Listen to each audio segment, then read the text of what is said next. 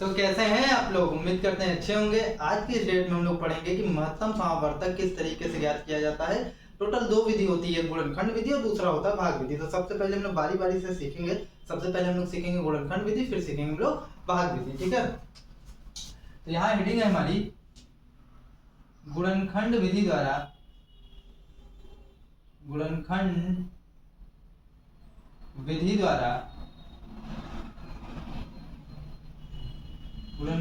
द्वारा महत्तम समापवर्तक ज्ञात करना। महत्तम समापवर्तक ज्ञात करना। तो हम लोग यहाँ एग्जाम्पल के थ्रू समझेंगे कि किस तरीके से किसी भी दो संख्या या दो से ज्यादा संख्याओं का हम लोग मासा जो है गुणनखंड विधि द्वारा निकाल सकते हैं। तो यहाँ हम एक एग्जाम्पल ले रहे हैं 48, 64 और 72 का मासा गुणनखंड विधि से ज्ञात कीजिए। गुणनखंड विधि से ज्ञात कीजिए। अच्छा, हो सकता है हिंदी लिखने में कुछ गड़बड़ हो जाए, लेकिन मैं उस चीज को बोल देता हूँ तो आप समझ जाया करिए। जैसे यहाँ पर गुणनखंड ये होगा तो यहाँ पर विधि होगी। ठीक है, गुणनखंड द्वारा ज्ञात कीजिए। तो चलिए आइए ज्ञात करते हैं। एग्जाम्पल मैंने लिया है। तो सबसे पहले हम लोग 48 का गुणनखंड करेंगे और फिर 64 का करेंगे और फिर 72 का करेंगे। ठीक है, तो आइए करते हैं। तो 48 का अगर हम लोग गुणनखंड करें तो 48 के गुणनखंड में क्या क्या आएगा? 48 के गुणनखंड में आएगा, काटिए इसको 2 से, ये गुणनखंड विधि होती है ना, 2 2 दूनी 4, 2 चौक 8, फिर 2 से 2 का नम 2, 2 दूनी 4, फिर 2 से 2 छंग 12, फिर 2 से 2 3 6, फिर 3 का नम 3। तो इस तरीके से इसको काट दिए। तो इसका गुणनखंड क्या बना? 2 गुणे 2 गुणे 2 गुणे 2 गुणे 3। इस तरीके से आप 64 का करेंगे। तो 64 का ये मैं डायरेक्ट भी कर सकता हूँ, लेकिन आपको समझाने के लिए मैं जो है इसको डिटेल ले जा रहा हूँ। 2 3 6, 2 दूनी 4, फिर 2 से 2 का नम 2, 2 छंग 12, फिर 2 से 2 और 16, फिर 2 से 2 चौक 8, फिर 2 से 2 दूनी 4, फिर 2 से 2 का नम 2। तो कितना 2 है? 1 2 3 4 5 6 बार। ठीक है, तो 1 2 3 4 5 6। अब हम लोग 72 का करेंगे। तो 72 का कैसे करेंगे? तो आइए 72 का देखते हैं।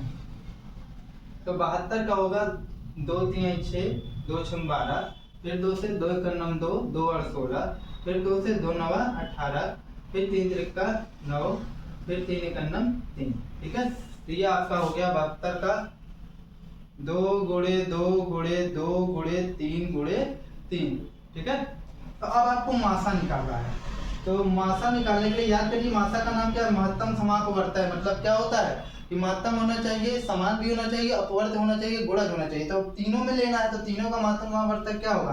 तो इसकी शॉर्ट ट्रिक है गुणनखंड विधि से। पिछली विधि तो आप सीखे ही हैं, लेकिन इस विधि में आप क्या करेंगे? तीनों में जो जो कॉमन होगा आप उसको ले लीजिए। जैसे 1 2 मिल रहा है तो 2 उतार लीजिए, दूसरे वाले में भी 2 मिल रहा है तो 1 2 और मिल रहा है, तीसरे वाले में तीसरा भी 2 मिल रहा है, 3 2 तीनों में है ना, तो उतार लिए। लेकिन 3 ये वाला 2 इसमें है, इसमें भी मिल जाए, चौथा 2 मिल जाएगा, लेकिन चौथा 2 इसमें नहीं मिलेगा तो नहीं लेंगे। ये वाला 3 इसमें है, लेकिन इसमें 3 नहीं है, इसमें वाले तीनों का अगर मासा निकालना है तो तीनों में जब तक सेम चीज कॉमन ना हो तब तक हम लोग नहीं लेते। तो केवल 3 2 कॉमन है, तीनों की अगर बात की जाए तो तीनों का मासा क्या होगा? 2 दूनी 4 दूनी 8। तो इस तरीके से आप संख्याओं का मासा गुणनखंड विधि द्वारा ज्ञात कर सकते हैं। तो एक और एग्जांपल देखते हैं गुणनखंड विधि द्वारा। ये है 180 तथा 192 का मासा गुणनखंड विधि से ज्ञात कीजिए। गुणनखंड विधि से ज्ञात करें। जरा समझिए, आप चाहे तो तीनों में कॉमन लेंगे, वो तो आप जानते ही ना, याद करें। ठीक है, लेकिन यहाँ एक तरीका और बताऊंगा, है वही कॉमन लेने का तरीका, लेकिन थोड़ा सा अलग है। तो 180 और 192 की अगर बात की जाए तो चलिए 180 का हम लोग क्या करेंगे? गुणनखंड करेंगे। तो गुणनखंड करिए। तो गुणनखंड का मतलब होता है गुणे में तोड़ना। 2 9 18 0, फिर 2 2 3 2 चौक 8, 2 पंचे 10, फिर 3 से 3 एकन्नम 3, 3 पचे 15, फिर 3 से 3 पचे 15, फिर 5 एकन्नम 5। तो इस तरीके से इसका गुणनखंड हो गया। तो 180 का गुणनखंड क्या आया? 2 गुणे 2 गुणे 3 गुणे 3 गुणे 5। अब देखिए 192 का अगर आप गुणनखंड करिए तो 192 का गुणनखंड क्या आएगा? 192 का गुणनखंड आएगा, 2 से कटेगा, 2 9 18। अच्छा 2 से कैसे कटता है, पता कैसे चलता है? लास्ट वाली संख्या देख लीजिए, अगर लास्ट वाली संख्या 2 से कट जाती है तो पूरी संख्या 2 से कट जाएगी। 2 9 18, 2 छंग 12, फिर 2 से 2 चौक 8, 2 8 16, फिर 2 से 2 दूनी 4, 2 चौक 8, फिर 2 एकन्नम 2, 2 दूनी 4, 2 छंग 12, फिर 2 तिहाई 6, फिर 3 एकन्नम 3। तो कितनी बार 2 है? 1 2 3 4 5 6 बार 2 और 1 बार 3। 1 2 3 4 5 6 और 3। आप इसको इस तरीके से अब आप चाहें यहाँ पर अगर आपको मासा निकालना हो तो आप चाहें तो मासा निकालने के लिए आप क्या कर सकते हैं कि आप मासा निकालने के लिए सबसे पहले दोनों में जो जो कॉमन आपको दिख रहा है आप वो ले लीजिए। नहीं तो एक तरीका और है, आप इसको घात के रूप में लिख लीजिए। जैसे 2 कितनी बार है? 2 बार, तो 2 की पावर 2 गुणे 3 की पावर 2 गुणे 5।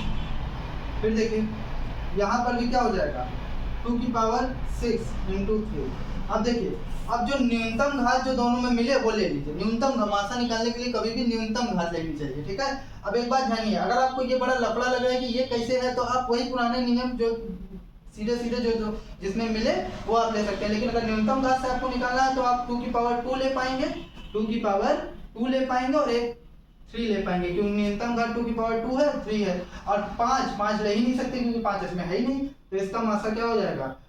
2 इंटू 2 इंटू 3, 2 दूनी 4, 4 तिहाई 12। वैसे भी देख लीजिए, आप कॉमन लेंगे ना, मतलब देखिए अगर दोनों में 2 मिल रहा है तो 1 2 उतार लीजिए, फिर दोनों में 1 2 मिल रहा है 2 उतार लीजिए, फिर क्या 1 3 मिल रहा है तो 3 उतार लीजिए। चाहे वैसे कर लीजिए चाहे वैसे कर लीजिए, तो इस तरीके से इसका मासा निकलेगा। आई होप आप मासा गुणनखंड विधि द्वारा सीख गए होंगे। अब हम लोग भाग विधि द्वारा सीखेंगे, ठीक है। भाग विधि द्वारा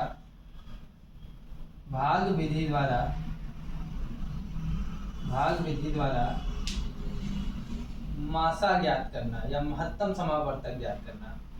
महत्तम समापवर्तक ज्ञात करना, भाग विधि द्वारा महत्तम समापवर्तक ज्ञात करना। सबसे पहला देखिए, इसको हम एग्जांपल के थ्रू आपको समझाएंगे कि 306 व 630 का मासा भाग विधि से ज्ञात कीजिए। भाग विधि द्वारा ज्ञात करें। ठीक है, जरा समझिए। सबसे पहले देखिए, भाग विधि द्वारा अगर आपको ज्ञात करना है ना, तो सबसे पहले आपको पता करना होगा कौन संख्या बड़ी है कौन संख्या छोटी है। तो चूंकि अब देखिए 306 जो है छोटी है किससे? 630 से, तो हमको ये पता चला गया। अब जो है जब हम ये पता कर लेंगे तो उसके बाद अब हम लोग छोटी संख्या से भाग देंगे बड़ी संख्या में। तो छोटी संख्या क्या है आपकी? 306 और बड़ी संख्या क्या है आपकी? 630। तो अब 630 से भाग देना है। तो सबसे पहले देखिए कितनी बार जाएगा? 3 दूनी 6, 3 त्रिका 9, 3 बार में ज्यादा हो जाएगा इसलिए हम 2 बार ले जाएंगे। तो 6 दूनी 12 और 3 दूनी 6, घटाइए 10 में से 2 गए 8 और यहाँ पर 2 में से 1 गए 1 और ये हो जाएगा आपका, कट जाएगा। देखिए अगर शेषफल 0 हो जाता है, यदि शेषफल 0 हो जाता है तो उस केस में आपका जो शेषफल जो भाजक होगा, अगर शेषफल 0 हो जाता है तो उस केस में जो भाजक होगा वही आपका क्या हो जाएगा? मासा हो जाएगा। लेकिन अगर शेषफल 0 नहीं होता तो उस केस में आप शेषफल से पुनः भाग लगाएंगे, किसमें? भाजक में। किसमें? भाजक में। तो पुनः भाग लगाएंगे और ये क्रिया आप तब तक करते रहेंगे जब तक शेषफल 0 यानी कि 0 ना हो जाए। और जहां शेषफल 0 है वहीं पर जो भाजक होगा, नया भाजक भी हो सकता है क्योंकि शेषफल ही तो भाजक बन जाता है ना अगले स्टेप में। तो जो भी आपका शेषफल होगा या भाजक होगा वो आपका क्या हो जाएगा? वो आपका मासा हो जाएगा। देखिए अब यहाँ पर ये शेषफल बचा था, अब शेषफल 0 नहीं हुआ तो इस 18 से हम इस भाजक में पुनः भाग लगाएंगे तो कितना आ जाएगा? 18 करना 18, तो ये 18 आ जाएगा। और ये देखिए 10 में से 8 जाएगा 2 और फिर ये कट जाएगा, नहीं 2 में से 1 गया 1, ठीक है, और ये 6, ठीक है। अभी कितनी बार जाएगा? 8 संग 48, 8 सत्ते 56, 7 बार जाएगा। कितनी बार? 7 बार। 8 सत्ते 56 और 7 एकड़ 7, 7 5 12, ये कितना हो गया? 0। तो देखिए शेषफल 0 आ गया ना, और शेषफल अगर 0 आ गया तो उस केस में जो भाजक होता है, क्या है भाजक? 18। तो ये भाजक ही आपका क्या हो जाएगा? मासा हो जाएगा। तो अतः 306 तथा 630 का मासा, 630 का मासा 18 है। क्या है? 18 है। ठीक है, देखिए दो संख्याओं का मासा जो हम लोग भाग विधि से सीख गए। मान लीजिए 3 संख्या दे दिया, तब आप कैसे निकालेंगे? तो 3 संख्या जैसे मान लेते हैं 671, 781 और 1441। तो ये आपका एक क्वेश्चन है। इस क्वेश्चन को हम लोग भाग विधि द्वारा हल करने का प्रयास करेंगे। सबसे पहले आप 2 संख्या में बात करेंगे। कितनी संख्या में? 2 संख्या में। तो इसमें वही प्रोसेस होगा। सबसे पहले इन 2 संख्याओं में 671 बड़ा है कि 781? तो आप जाहिर सी बात है भाई 781 बड़ा है। ठीक है, अब देखिए, अब 671 से भाग देंगे आप किसमें? 781 में। ठीक है, जब आप भाग देंगे तो कितनी बार जाएगा? 1 बार जाएगा। तो 2 बार में ज्यादा हो जाएगा ना, 671। तो ये हो जाएगा आपका 0, फिर 8 में से 7 गया 1 और 7 में से 6 गया 1। ठीक है, अब देखिए शेषफल 0 नहीं हुआ ना। शेषफल 0 हो जाता तो 671 का मासा हो जाता, लेकिन अभी शेषफल 0 नहीं हुआ। तो आप पुनः आप भाग देंगे किसमें? 110 से आप भाग देंगे 671 में। भाजक से भाग देते हैं ना, भाजक में भाग देते हैं, सॉरी भाजक में भाग देते हैं। ठीक है, अब ये कितनी बार जाएगा? 6 बार जाएगा। 0 11 छक्का 66। ठीक है, फिर देखिए ये 1 हो जाएगा, 7 में से 6 गया 1 हो जाएगा और ये इसके कैंसिल हो जाएगा। अब देखिए फिर यहाँ शेषफल 0 नहीं हुआ, और फिर भाजक में भाग दीजिए। भाजक यहाँ पर क्या है? 110 है, तो 110 में भाग देंगे तो कितना? 11 करना 11। तो ये आपका कट गया 0 और ये 0 बार गया 0 0। तो अब देखिए शेषफल 0 हो गया ना। अब शेषफल 0 हो गया तो आपका मासा क्या हो गया? 11। तो ये 11 जो मासा आया है ये 671 और 781 का आया। अभी 1441 बाकी है। तब यहाँ एक बात लिख दे रहे हैं, अतः 671 तथा 781 का मासा, 781 का मासा क्या आया? 11 है। अब 11 है इसका मासा। अब देखिए, अब तीसरी वाली संख्या भी बची है ना, तो आपको कुछ नहीं करना। तो अब ये 11 और 1441 में यही प्रोसेस दोहराना है। ठीक है, अगर चौथी संख्या होगी तो उसका जो आएगा तो उससे सब दोहराना है। लेकिन अभी तीसरी संख्या के लिए अगर बात किया जाए तो यहाँ पर शेषफल 0 हो गया। अब शेषफल अगर 0 हो गया तो 11 आपका इन दोनों का मासा हुआ। किन दोनों का? इन दोनों का मासा हुआ। लेकिन अभी ये तीसरी वाली संख्या के लिए भी मासा नहीं है, तीनों में जो कॉमन है। तो अब इस 11 को इससे भाग देंगे। ठीक है, अब 11 और 1441, तो 1441 जाहिर सी बात है बड़ा है। तो अब 11 से भाग देंगे आप 1441 में, तो 1441 में भाग दीजिए तो कितना आएगा? 11 एकड़ 11, 11 एकड़ 11, ये 3 हो जाएगा और ये 4, और फिर 11 दूना नहीं, 11 दूना भाई 11 3 33, 3 बार जाएगा 33, और फिर ये 1 हो जाएगा और एक और उतर जाएगा, तो 11 एकड़ 11। देखिए शेषफल क्या हो गया? 0 हो गया ना। अब जहां शेषफल 0 हुआ और भाजक यहाँ पर क्या है? 11 है, तो इन तीनों का मासा क्या हो गया? 11 हो गया। तो अतः 671, 781 तथा 1441 का मासा क्या हो गया? 11 होगा। ठीक है, क्वेश्चन और देखते हैं। क्वेश्चन क्या है? 2052, 3996 और 7380 का मासा भाग विधि से ज्ञात कीजिए। तो सबसे पहले आप यहाँ 2 संख्या ले लेंगे, 2052 और 3996 में बड़ा कौन है? जाहिर सी बात है 3996 बड़ा है। तो आप फिर वही भाग विधि लगाइए, भाग दीजिए, और जहां शेषफल 0 आ जाएगा वहीं पर आप कह देंगे कि ये इन दोनों का मासा है। तो चलिए देखते हैं। तो सबसे पहले आप कितनी बार ले जाएंगे? 1 बार ले जाएंगे, तो ये आएगा 2052 आएगा। अब देखिए 6 में से 2 गए 4, 9 में से 5 गए 4, और फिर ये हो जाएगा 9, और फिर ये 1944, और फिर ये हो जाएगा 2052। ठीक है, अब फिर ये 1 बार जाएगा क्योंकि शेषफल 0 नहीं हुआ ना। 1944, और 12 में से 4 गए 8, 5 में से 4 ये यहाँ 4 बचा, 4 में 4 गया 0, यहाँ 9 बचेगा, जिससे हासिल लिया जाएगा, हासिल लेगा तो 10 में से 9 गया 1, और फिर ये कट जाएगा। ठीक है, 1 में से 1 गया 0। फिर देखिए अब क्या करेंगे? 1944 में भाग देंगे, 1944 में भाग देंगे तो कितनी बार जाएगा? सबसे पहले तो 1 बार जाएगा, 108 आएगा। ठीक है, अब देखिए 8 2 10, 10 4 हो गया, यानी 6 बचेगा, और फिर यहाँ पर ये बचेगा 8, और फिर ये क्या हो जाएगा, कट जाएगा, ये 4 बार जाएगा। अब देखिए 8 बार फिर ले जाएंगे, 8 अठाई 64 और 8 एकन्ना 8। तो देखिए अब शेषफल 0 हो गया ना। अब जहाँ शेषफल 0 हुआ वही स्थिति में उसका जो भाजक होता है वही उसका मासा हो जाता है। तो अतः 2052 तथा 3996 का मासा 108 है।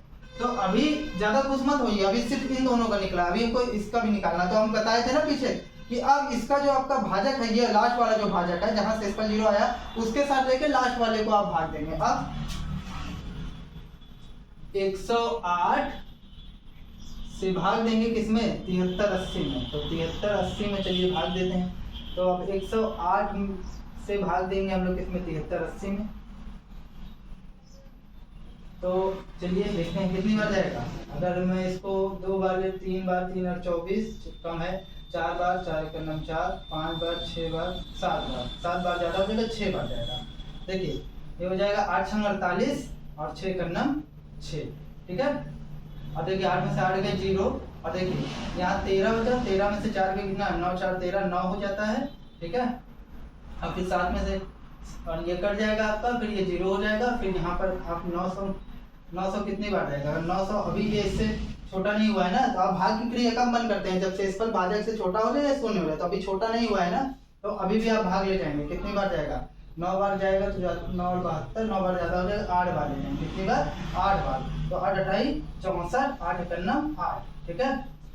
10 में से 4 गए 6, और फिर यहाँ 9 में से 6 गए 3, और फिर ये कैंसिल हो जाएगा। अब देखिए अब इससे तो भाग हो नहीं सकता, तो अब क्या हो, शेषफल 0 भी नहीं होता, अब 36 से भाग देंगे किसमें, 108 में। तो कितनी बार जाएगा, अगर देखा जाए तो 6 छंग 36, 7 छंग 42, 8 अठाई 64 और 6 दूनी 12, 3 छंग 18, 3 बार जाएगा। 3 छंग 18, 3 3 का 9 1 10, तो ये कितना कट जाएगा, 0 हो जाएगा। अब जहां शेषफल 0 हुआ तो इन तीनों का मासा क्या हो गया, 36 हो गया। अतः 2052, 3996 तथा 7380 का मासा 36 है। तो इसी के साथ आपका ये टॉपिक समाप्त होता है। अब आइए इससे रिलेटेड हम लोग कुछ क्वेश्चन देखते हैं। क्वेश्चन है यहाँ पर जो थोड़ा तर्क पर आधारित है, फिर हम लोग एक्सरसाइज करेंगे, उन्हें देख लेते हैं। 2 अभाज्य संख्याओं का मासा क्या होगा। तो 2 अभाज्य संख्याओं का मासा, तो आंसर नंबर हम फर्स्ट पर आएंगे। तो 2 अभाज्य संख्याओं के अगर मासा की आप बात करेंगे तो 2 अभाज्य संख्या आप एक एग्जांपल के थ्रू समझिए। एक एग्जांपल के थ्रू आप समझेंगे तो 3 और 5 ले सकते हैं। तो इसको 3 को आप ले सकते हैं 3 × 1 और 5 को आप ले सकते हैं 5 × 1। तो 2 अभाज्य संख्या यहाँ एक कॉमन है ना, तो यही मासा हो जाएगा। क्या हो जाएगा, मासा। अच्छा आप कह सकते हैं इसमें मिल जाएगा, तो आप 7 और क्या ले लीजिए, 7 ले लीजिए और 11 ले लीजिए। 9 नहीं ले सकते, क्यों, 9 1 से भी कट जाएगा, 3 से भी कट जाएगा और 9 से भी कट जाएगा। तो अभाज्य संख्या क्या होता है, जिसके केवल 2 अपवर्तक यानी 2 भाजक होने चाहिए, ठीक है। तो इसको आप लिख सकते हैं 7 × 1 और 11 को लिख सकते हैं 11 × 1। तो यहाँ पर भी 1 कॉमन है तो 1 है। तो 2 अभाज्य संख्याओं का मासा सदैव 1 होता है। क्या होता है, 1 होता है, ठीक है। अब देखिए नेक्स्ट क्वेश्चन। नेक्स्ट क्वेश्चन क्या कह रहा है, 2 क्रमागत सम संख्याओं का मासा क्या होगा। अच्छा समझिए थोड़ा सा, क्रमागत सम संख्या क्या होती है। अगर मैं आपसे ही पूछूं कि क्रमागत सम संख्या क्या होगी तो आप क्या बताएंगे। देखिए अगर आप पहली सम संख्या देखें तो 2 होगी। अब क्रमागत मतलब इसके जस्ट बाद आने वाली सम संख्या, तो जस्ट बाद इसके कौन आएगी, 3 आएगा। लेकिन 3 सम संख्या नहीं भैया, 3 भी सम है। तो क्रमागत सम संख्या लेना है तो 2 और 4 ले सकते हैं, क्रमागत लेना है। अच्छा आपका मन नहीं है 2 और 4 हम नहीं लेंगे, ठीक है, तो आप 4 ले लीजिए। क्या ले लीजिए, 4 ले लीजिए। तब आप 4 और 5 तो ले नहीं सकते, 6, तो 4 और 6 ले लीजिए, तो ये भी क्रमागत सम संख्या है। 6 और 8 ले लीजिए तो ये भी क्रमागत संख्या, 8 और 10 ले लीजिए तो ये भी क्रमागत संख्या। अच्छा क्या मैं 10 और 14 नहीं ले सकता, नहीं ले सकते, बिल्कुल नहीं ले सकते। 10 के बाद आपको 12 लेना पड़ेगा, तभी आप उसे क्रमागत कह पाएंगे, अन्यथा क्रमागत नहीं कह पाऊंगा। क्या मैं 12 और 14 ले सकता हूँ, बिल्कुल ले सकते हैं, ठीक है। लेकिन आप कहें 10 और 14 ले लीजिए तो मैं तो आपने हाथ खड़ा कर दूंगा कि 10 और 14 तो आप नहीं ले सकते, ठीक है। तो 2 क्रमागत संख्याओं का मासा क्या होगा, थोड़ा समझिए। जैसे मैं 2 और 4 ले लेता हूँ, तो 4 इसमें बात की जाए 2 × 1, इसको ब्रेक करिए 2 × 2 × 2, तो दोनों में 2 मिल रहा है ना, × 1 भी कर देंगे तो कोई प्रॉब्लम नहीं है। तो ये हो जाएगा 2, केवल 2 आएगा और इंटू 1 भी मान लिया जाएगा तो ये 2 ही हो जाएगा। तो 2 हो गया, 1 लिखें चाहे लिखें कोई फर्क नहीं पड़ेगा। 4 और 6 की क्या बात करेंगे आप, 2 इंटू 2 हो जाएगा 2 इंटू 3, तो ये भी क्या मासा 2 ही आ जाएगा। और अगर आप 6 और 8 की बात करें तो 2 इंटू 3 और यहाँ 2 इंटू 2 इंटू 2 इंटू 2, तो ये हो जाएगा 2 2। तो हम क्या देख रहे हैं, दो क्रमागत सम संख्याओं का मासा क्या हमेशा 2 आता है, क्या आता है 2 आता है। तो दो क्रमागत सम संख्याओं का मासा 2 ही आएगा, ठीक है। किन्हीं दो सम संख्याओं का मासा सम होगा या विषम। अब देखिए यहाँ जो बात हो रही है किन्हीं दो सम संख्याओं के लिए होगा, यहाँ ट्रेन बहुत डिस्टर्ब करती है तो थोड़ा एडजस्ट करिएगा। किन्हीं दो सम संख्या मतलब कोई भी आप सम संख्या ले लीजिए, चाहे आप 8 और 20 ले लीजिए, 20 50 ले लीजिए, 50 100 ले लीजिए, तो किन्हीं दो सम संख्याओं का मासा क्या होगा। तो आप थोड़ा सा आप एग्जाम्पल के थ्रू भी इसको आप चेक कर सकते हैं। कुछ एग्जाम्पल मैं यहाँ लिख रहा हूँ, जैसे अगर मेरा मन कह रहा है 16 और 8 लेने का, तो इसका मासा क्या आएगा 2 इंटू 2 4 4 दूनी 8 8 दूनी 16 और यहाँ पर 2 इंटू 2 इंटू 2, तो 2 मैच खा गया 2 मैच खा गया 2 मैच खा गया, तो यहाँ पर 8 हो गया, क्या हो गया 8 हो गया। थोड़ा समझिए, दो सम संख्या हो आप कैसे भी ले लीजिए, चाहे क्रमागत ले लीजिए चाहे क्रमागत नहीं भी लेंगे, इस बार कंडीशन नहीं बोला है क्रमागत के लिए। तो दो सम संख्याओं का मासा हमेशा सम आएगा, क्या आएगा सम। तो वही वो पूछ रहे हैं कि सम आता है कि विषम, तो हमको भैया पता चला, हमने निकाल के चेक किया तो सम आया, क्या आया सम आया, ठीक है। Answer number 3। अब आंसर नंबर 4 पर आते हैं हम लोग। 4 क्या कर रहा है, एक सम या विषम संख्या का मासा सम होगा या विषम। देखिए अब आपको एक सम संख्या लेना है और एक विषम लेना है, तो थोड़ा एग्जांपल के थ्रू हम इसको आपको समझाना चाहेंगे, ठीक है। समझ जाता है तो चीज आसान हो जाती है ना। तो एक सम संख्या ले लेते हैं और एक विषम संख्या लेते हैं, इसका मासा इसका गुणनखंड कीजिए तो ज्यादा ज्यादा 2 गुणे 1 कर पाएंगे और 3 गुणे 1, तो क्या आएगा 1 आएगा ना, इसका मासा क्या आएगा 1 आएगा। मैं इसको कर नहीं रहा हूँ, इसे आपको बस समझा रहा हूँ, ठीक है। अब एक 6 ले लीजिए और एक 7 ले लीजिए, एक सम और विषम, तो ये हो जाएगा 2 इंटू 3 इंटू 1, ठीक है 7 इंटू 1। अच्छा ये 1 क्यों कर देता हूँ, क्योंकि कुछ कॉमन नहीं दिखता ना, तो 1 लेना पड़ता है ना, 1 तो रहता ही है गुणनखंड में, तो 1 ले सकते हैं ना, तो 1, ठीक है। तो ये सम और एक विषम संख्या का मासा हमेशा विषम संख्या होता है। 1 क्या है, सम है कि विषम है, विषम है ना, तो हमेशा क्या आएगा 1 आएगा, और जो कि क्या है एक विषम संख्या है, क्या है विषम संख्या। नेक्स्ट देखिए 8 और 12 का समापवर्तक बताइए, ठीक है। क्या बोला है, चलो समझिएगा क्वेश्चन। समापवर्तक, हमारे किसी को महत्तम समापवर्तक मत निकालने लगिएगा। क्या बोला है समापवर्तक, समापवर्तक का मतलब हुआ समान अपवर्तक यानी समान भाजक। तो किसका किसका निकालना है हमको, आंसर नंबर 5 हमको करना है, किसका 8 और 12 का समापवर्तक। तो 8 और 12 का, तो सबसे पहले आप इसका अपवर्तक ढूंढ लीजिए। तो इसका अपवर्तक 1 2 4 और 8, इसका अपवर्तक 1 2 3 4 6 और मेरे ख्याल से 7 8 9 10 12 केवल, ठीक है। समापवर्तक बोला है, तो समापवर्तक क्या होगा 1 है और कौन सा है 2 मिल रहा है, 2 है और 4 है, तो ये समापवर्तक है। अगर महत्तम समापवर्तक बोलता तो उस केस में हम 4 ले लेते, ठीक है, लेकिन यहाँ 4 नहीं लीजिएगा, ठीक है। अब नेक्स्ट देखिए, यदि दो संख्याओं का मासा 6 हो तो बताइए कि 6 का भाग पहली संख्या देने पर शेषफल क्या आएगा, ठीक है। मान लेते हैं दो संख्याएं आपकी, एक x है और एक y है, ठीक है। अब आप उसमें उसका मासा क्या है, इन दोनों का मासा 6 है, मासा क्या है 6 है। अब 6 है तो पहली संख्या में उससे भाग देने पर क्या मिलेगा, जरा समझिए। यहीं पर मासा को जो लोग जड़ से पढ़े होंगे ना वो लोग समझ जाएंगे कि भाग देने पर क्या है, जरा समझिएगा।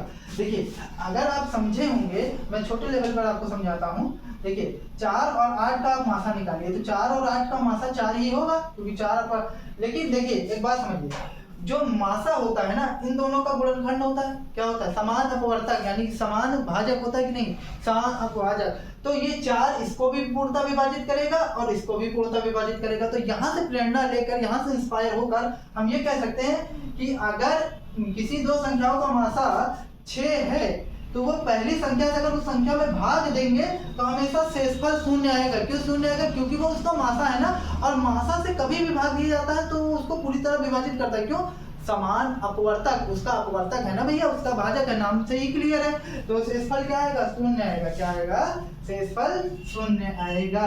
तो यहाँ पर हम लोग लिख देते हैं शेषफल 0 होगा, क्या होगा 0 होगा, ठीक है।